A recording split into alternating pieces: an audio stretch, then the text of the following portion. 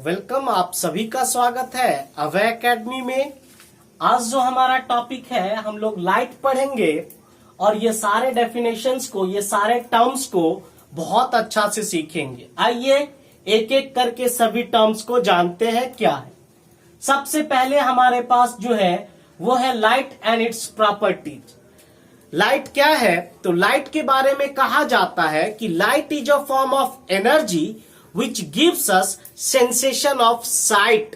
यानी लाइट एक ऐसा एनर्जी का फॉर्म है जो हमें किसी दूसरा ऑब्जेक्ट को देखने में मदद करता है। उसके बाद कुछ प्रॉपर्टीज जानते हैं लाइट का। वैसे तो लाइट के बहुत सारे प्रॉपर्टीज है, लेकिन हमारे लेवल में, हमारा सिलेबस में हम 3-4 प्रॉपर्टीज जानते हैं। सबसे पहला जो प्रॉपर्टीज है वो है light always travels in a straight line. Light जब भी ट्रेवल करेगी तो वो स्ट्रेट लाइन में ही। दूसरा, light can travel through vacuum. तीसरा, light does not required any material medium to propagate. और चौथा है light travels approximately with a speed of 3 into 10 to the power 8 meter per second और 3 lakh किलोमीटर पर second. आइए इसके बाद जानते हैं रे एंड बीम ऑफ लाइट। देखिए, रे जानने से पहले हमें सोर्स ऑफ लाइट जानना होगा। सपोज ये हमारा सन है और ये सन एक सोर्स ऑफ लाइट है, हम लोग सब जानते हैं।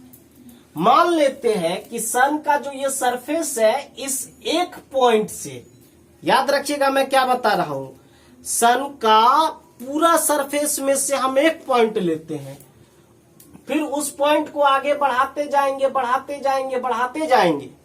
उस एक पॉइंट से जो लाइट निकलेगा इसको हम रे बोलते हैं, याद रखिएगा। यदि किसी भी सोर्स से, किसी पर्टिकुलर पॉइंट से जो लाइट निकलती है, एक सिंगल पॉइंट से, उसको हम रे बोलते हैं। और हम जानते हैं कि सन के सरफेस पे इनफाइनाइट नंबर ऑफ पॉइंट है, तो इनफाइनाइट नंबर ऑफ रेज भी आएगा। और इसी रेज को, इसी बंडल्स ऑफ रेज को और पैकेट्स ऑफ रेज को हम बीम ऑफ लाइट या बंडल्स ऑफ लाइट कहते हैं, या पैकेट्स ऑफ लाइट कहते हैं। उसके बाद आता है मीडियम ऑफ प्रोपागेशन। प्रोपागेशन का मतलब होता है सन कैसे ट्रेवल करता है। तो लाइट कैसे ट्रेवल करता है, यानी यहां पर जो हमें सीखना है, ये सीखना है कि लाइट कैसा कैसा मीडियम में ट्रेवल कर सकता है। आप याद रखिएगा, यहां हम 3 मीडियम सीखेंगे जिसमें लाइट प्रोपागेट करता है या नहीं करता है। सबसे पहला मीडियम है वो मीडियम जिससे लाइट एकदम इजीली पास कर जाए। उस मीडियम को हम लोग बोलते हैं ट्रांसपेरेंट मीडियम। याद रखिएगा, जिस मीडियम में लाइट इजीली पास कर जाए उसको हम लोग ट्रांसपेरेंट मीडियम बोलते हैं। Transparent medium.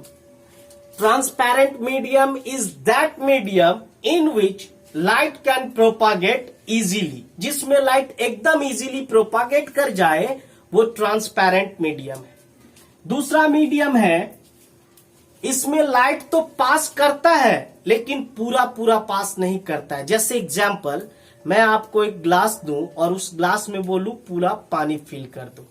जब आप जग में या ग्लास में पूरा पानी फिल कर देंगे, उसको टेबल पे रख दो और टेबल के उस साइड यदि कुछ चीज है तो आप इस साइड से उसको देखो, तो वो चीज क्या है ये आपको दिखाई देगा, लेकिन आपको उस ऑब्जेक्ट का क्लियर विजन नहीं आएगा।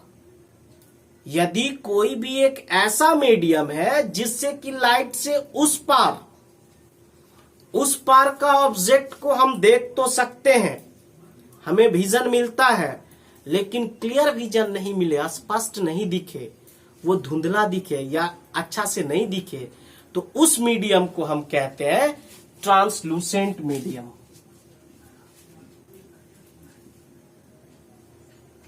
और तीसरा मीडियम है ऐसा कोई मीडियम जिससे कि लाइट पास करे ही नहीं। जैसे ये व्हाइट बोर्ड आपका, बोर्ड पे क्या क्या लिखा हुआ है ये तो आप देख पा रहे हो, लेकिन बोर्ड के उस साइड क्या है ये आपको नहीं दिख रहा होगा। यानी ये बोर्ड अपना उस साइड लाइट को पास या प्रोपागेट नहीं करने दे रहा है।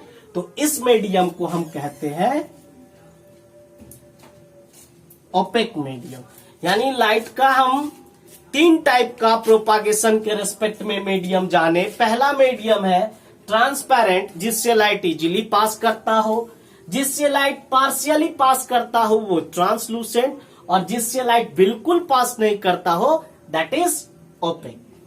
आइए इसके बाद आते हैं और देखते हैं कि रिफ्लेक्शन ऑफ लाइट क्या है, किसको रिफ्लेक्शन ऑफ लाइट कहा जाता है। रिफ्लेक्शन जानने से पहले हमें सरफेस जाननी होगी। बुक में आपका लिखा हुआ मिलेगा स्मूथ पॉलिश्ड सरफेस और प्लेन सरफेस। ये लगभग दोनों एक ही चीज है, आपको समझने का है बस। यहां पर क्या होता है कि ये यदि एक मान ले कोई प्लेन है, सॉरी ये कोई एक प्लेन है और इसको ऐसे करके पेंट किया जाए या पॉलिश किया जाए, ये साइन बहुत इंपॉर्टेंट है। जब तक आप इस तरह का साइन नहीं लगाएंगे तब तक इसके पास रिफ्लेक्टिंग सरफेस नहीं होगा। इसका मतलब होता है ये पॉलिश किया हुआ है या पेंट किया हुआ है। यदि पेंट कर दे और कहीं पर सपोज यहां पर एक हम पॉइंट ले ले, तो हम इस पॉइंट को बोलते हैं पॉइंट ऑफ इंसिडेंस, और इस पॉइंट से इस प्लेन पर हम क्या करते हैं, एक परपेंडिकुलर लाइन ड्रॉ कर देते हैं। यह इमेजिनरी लाइन होता है और इस लाइन को बोलते हैं नॉर्मल, जिसको हम कैपिटल एन से डिनोट करते हैं। अब इस पॉइंट ऑफ इंसिडेंस पे यदि हम कोई भी रे को इस तरह से फॉल करवा दे तो इस रे को बोला जाता है इंसिडेंट रे। इस रे को क्या बोला जाता है भाई, इंसिडेंट रे। और जितना एंगल से ये इंसिडेंस करेगा इस एंगल को कहते हैं हम angle of incidence, that is angle i. और जब ये इस सरफेस पे स्ट्राइक करेगा तो ये वापस इसी मीडियम में लौटेगा।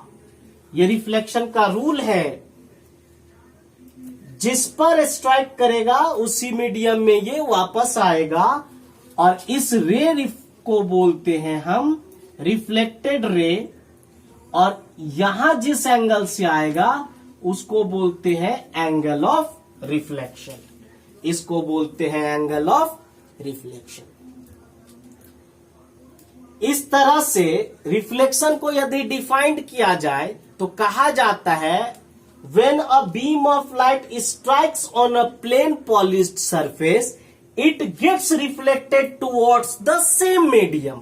फिगर देखिएगा, when a beam of light strikes on a plain polished surface it gets reflected towards the same medium। this phenomena is known as reflection of light। और रिफ्लेक्शन का 2 लॉज है।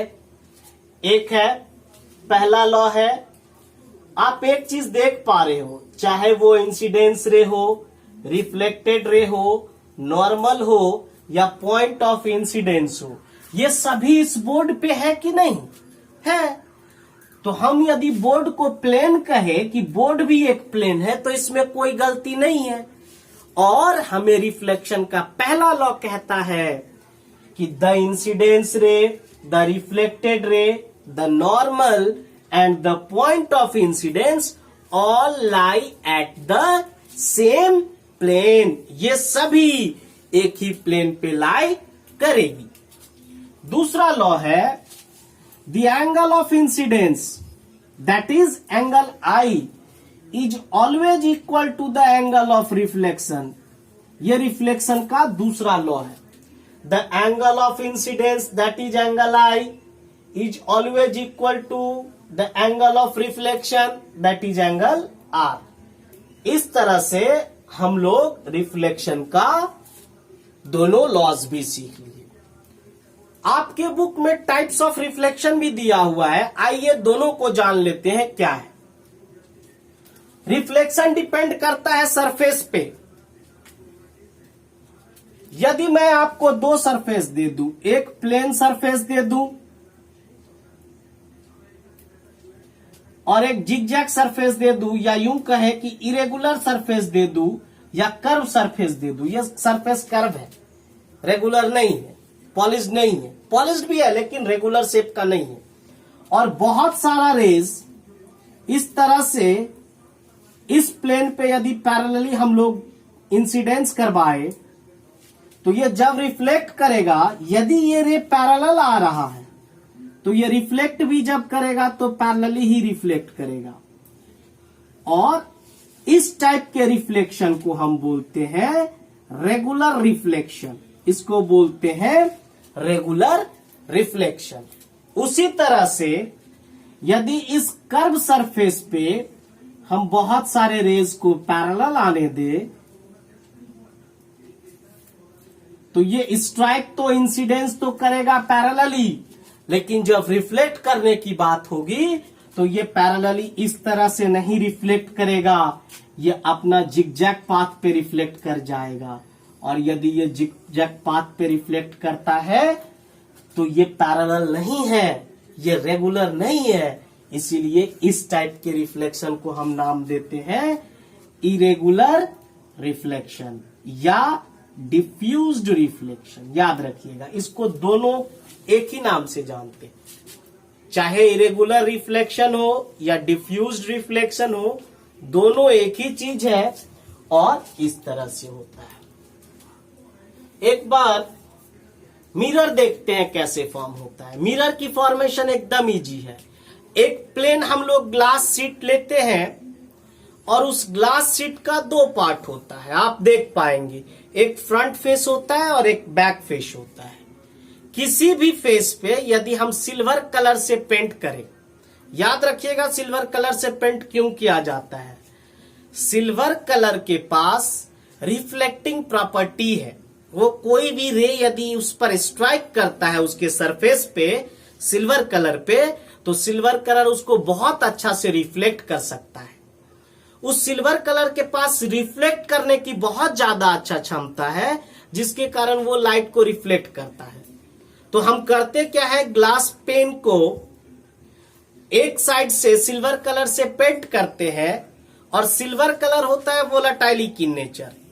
वो वोलाटाइल ना हो, वो खत्म नहीं हो जाए, उसको एयर में एक्सपोज करें तो वो लॉस्ट ना हो, इसके लिए हम उस पर पेंट करते हैं रेडिश ऑरेंज से, और इस तरह से हमें पेन मिरर मिलता है।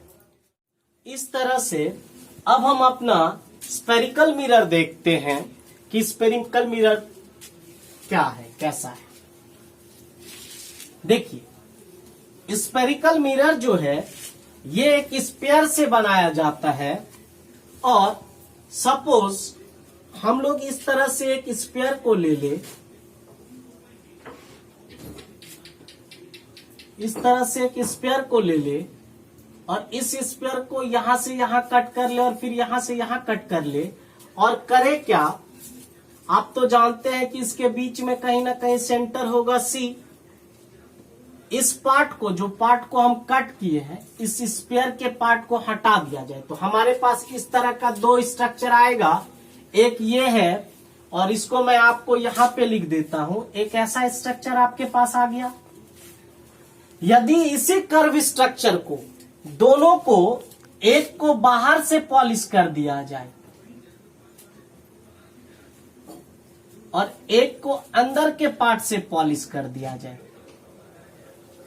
तो जिसके अंदर से पॉलिश नहीं किया गया हो, यानी जिसका अंदर का भाग रिफ्लेक्टिंग सरफेस हो, अंदर से वो रिफ्लेक्ट करे अंदर के पार्ट से, और केव जैसा हो, गुफा जैसा हो, इसमें कोई रह सकता है ऐसे मानिए, तो इस टाइप के मिरर को हम कहते हैं कनकेव मिरर। और इसकी जो रिफ्लेक्टिंग सरफेस है ये इधर के तरफ है, बाहर के तरफ है, तो इसको कहा जाता है कन्वेक्स मिरर।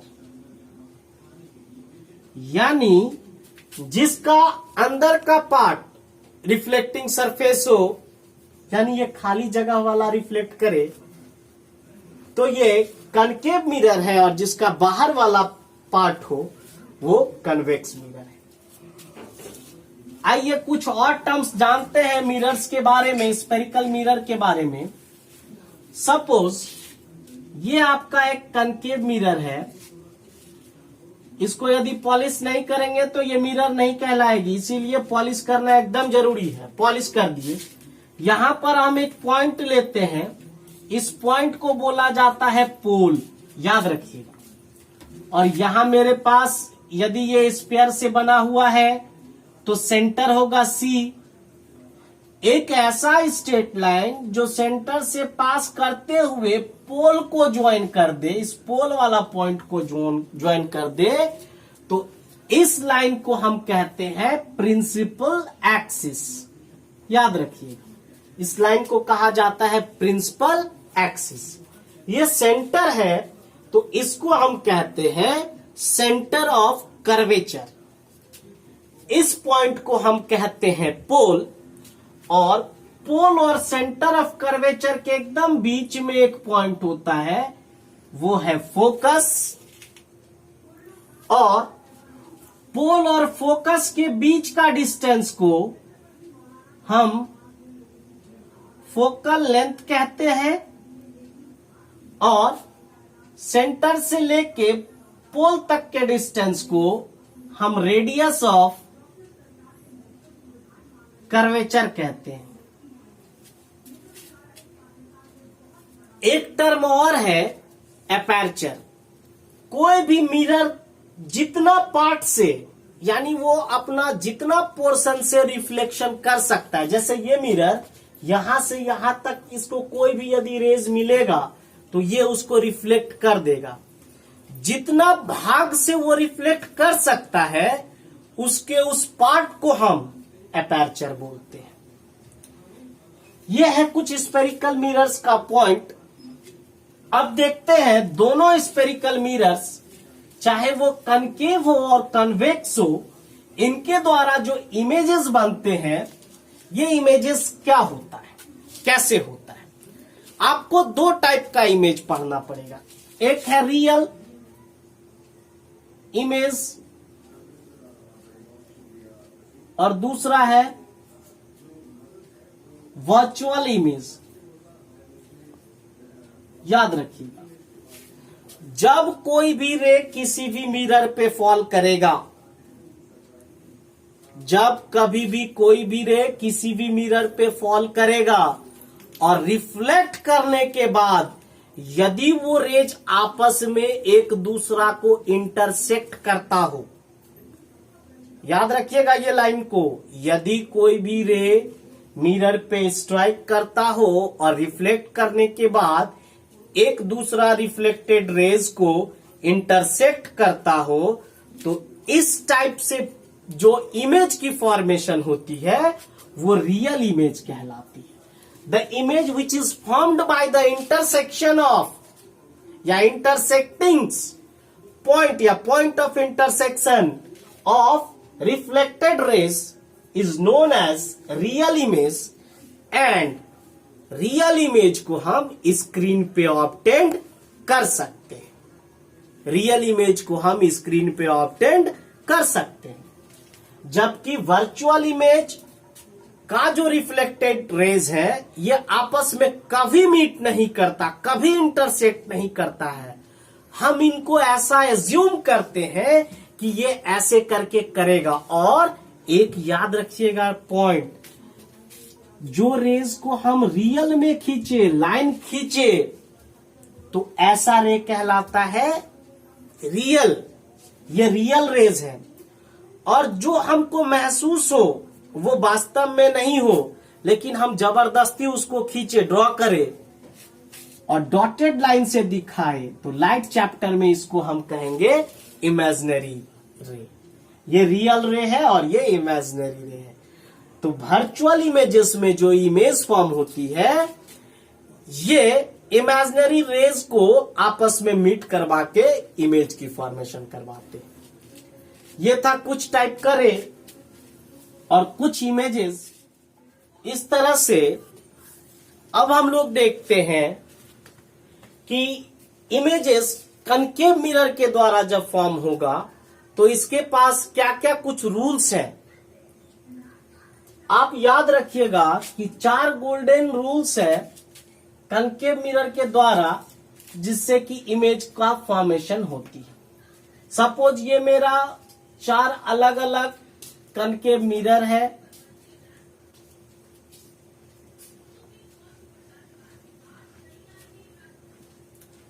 और ये प्रिंसिपल एक्सिस है सबका।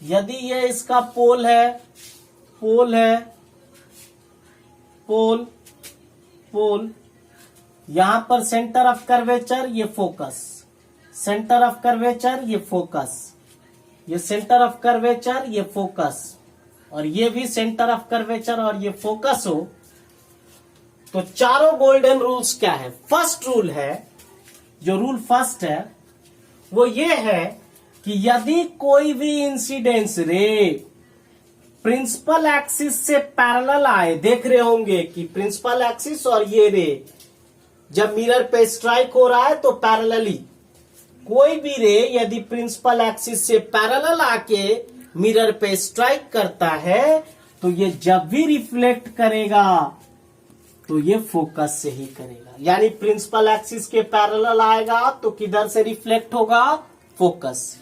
दूसरा है, यदि फोकस से आता है, यानी इंसिडेंस होने का जो रास्ता है वो फोकस है, फोकस से जाके मिरर पे स्ट्राइक होता है, तब जब रिफ्लेक्ट करेगा तो ये प्रिंसिपल एक्सिस के पैरेलल करेगा। ये दोनों पैरेलल हो जाएंगे। पहला था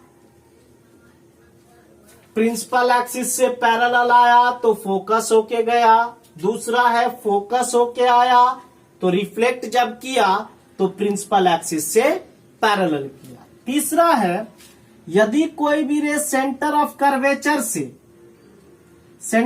कर्वेचर से जाके मिरर पे स्ट्राइक करता है तो ये जब रिफ्लेक्ट करेगा तो वापस भी सेंटर ऑफ कर्वेचर से ही करेगा। यानी जिस रास्ता से आएगा उसी रास्ता से वापस चला जाएगा। और चौथा है कि कोई भी रे यदि पोल पर जिस एंगल से इंसिडेंस करता है उसी एंगल से यह रिफ्लेक्ट भी करेगा। यदि ये 4 रूल्स को हम सीख ले तो हम कनकेव मिरर का इमेज बहुत इजीली बना सकते हैं। चलिए दोनों मिरर पे कुछ अलग डिफरेंस है, मैं आपको बता देता हूं। आपके पास 2 टाइप का स्पेरिकल मिरर है, एक है कनकेव मिरर और एक है कन्वेक्स मिरर। कनकेव मिरर का जब भी इमेज बनेगा तो वो डिपेंड करता है ऑब्जेक्ट के पोजीशन पे, हम प्रिंसिपल एक्सिस पे ऑब्जेक्ट को कहां रखते हैं। सभी जगह पॉजिटिव बनेगा, सिर्फ एक जगह छोड़ के, मैं बता देता हूं वो कौन सा जगह है। यदि ऑब्जेक्ट को हम पोल और फोकस के बीच में रखते हैं, कनकेव मिरर में, कनकेव मिरर के सामने में कोई भी ऑब्जेक्ट को यदि हम पोल और फोकस के बीच में रखते हैं तो उसका इमेज जो होगा ये वर्चुअल होगा और हम उसको नेगेटिव मान लेते हैं। वो पॉजिटिव होता है। बाकी कन्वेक्स मिरर जो है उसका जितना भी इमेजेस है वो सारे इमेजेस पॉजिटिव होंगे क्योंकि वो वर्चुअल बनेगा, याद रखिएगा। और कनकेव मिरर में जब हम ऑब्जेक्ट को पोल और फोकस के बीच में रखते हैं तो इमेज जो बनता है वो वर्चुअल बनता है। ठीक, अब देखते हैं हम लोग साइन कन्वेंशन।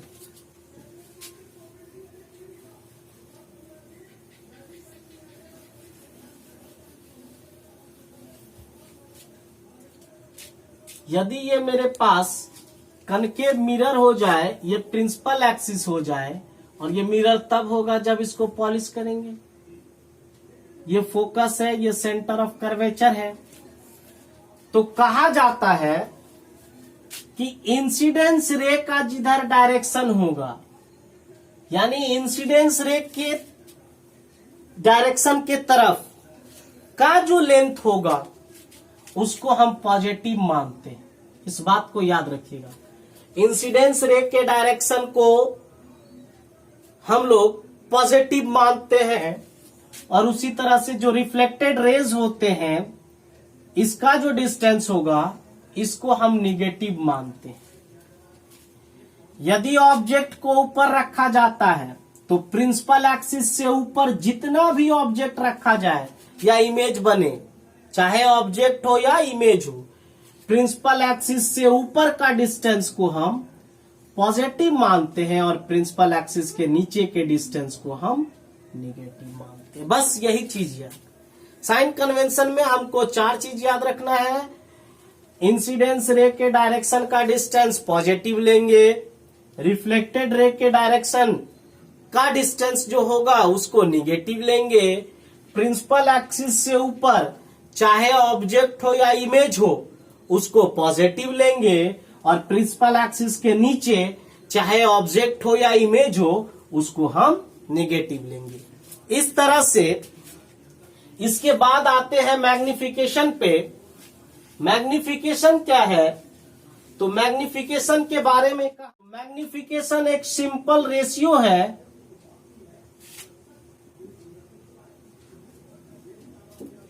जिसको कि हम एम से डिनोट करते हैं, स्मॉल एम से, और ये है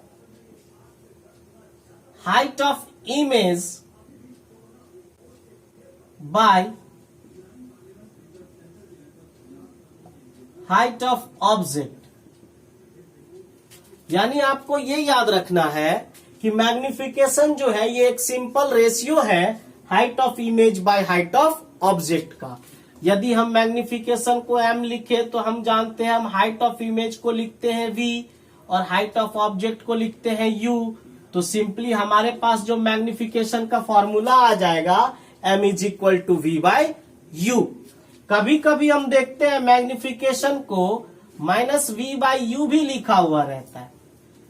इस माइनस साइन का मतलब है ये जो इमेज है ये कनकेव मिरर के द्वारा बनाया गया है और कनकेव मिरर सिर्फ एक जगह पॉजिटिव इमेज बनाता है, वो है फोकस और पोल के बीच में।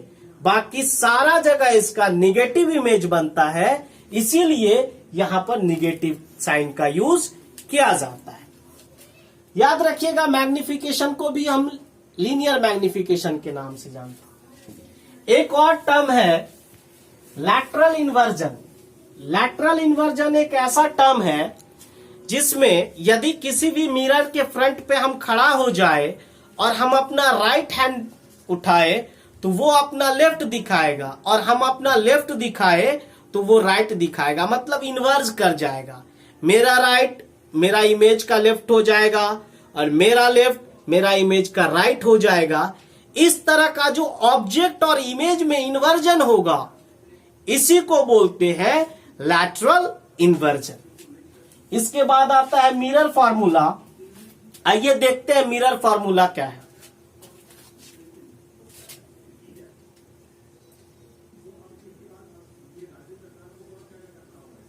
मिरर फॉर्मूला हम जानते हैं 1 by v plus 1 by u is equal to 1 by f, यानी reciprocal of image distance plus reciprocal of object distance का जो सम होगा ये बराबर होगा रेसिप्रोकल ऑफ फोकल लेंथ का।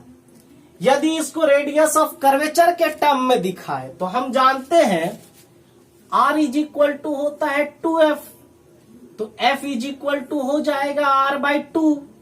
यदि इस f के जगह पे हम r बाई 2 को पुट करते हैं तो हमें मिलेगा 1 by v plus 1 by u is equal to 2 by r. और ये भी मिरर फॉर्मूला है। दोनों में फर्क क्या है? जब हमें फोकल लेंथ का जिक्र किया गया हो या फोकल लेंथ गिवन हो तो हम इसका यूज करेंगे और जब रेडियस ऑफ कर्वेचर दिया गया हो तो हम इसका यूज करेंगे। दोनों एक ही चीज है। इस तरह से हम रिफ्लेक्शन चैप्टर का एक एक पॉइंट देखे और एक एक चीज को समझे। अब आगे हम लोग अपना और नेक्स्ट वीडियो में लाइट चैप्टर में आगे बढ़ेंगे। उम्मीद करता हूं आपको वीडियो अच्छा लगा होगा। Thank you.